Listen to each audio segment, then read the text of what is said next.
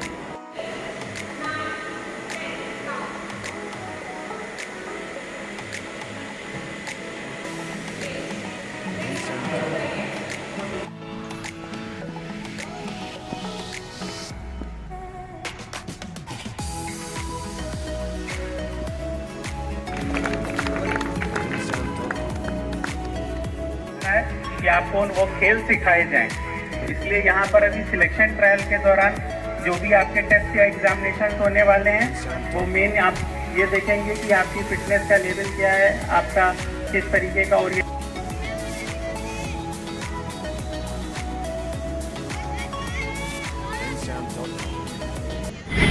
Khelo India selection trial in Silvassa शुरू हुआ था 1 तारीख से 3 दिसंबर तक। यहाँ पर टोटल एथलेटिक्स में 284 पार्टिसिपेट किए हैं, बॉयज़ एंड गर्ल्स दोनों मिला के। आर्चरी में 15 total boys and girls, TT में 21 boys and girls, total 320 athletes participate in Silvassa for the Khelo India selection trials. अब ये सिलेक्शन ट्रायल्स का प्रक्रिया जो है पूरा हो चुका है। अब इसके बाद में जो मैंने अगला सजेशन दिया था, ड्यू, दमन एंड सिलवासा से हम बेस्ट एथलीट निकाल के उनका एक कैंप करें 20 से 25 दिन का।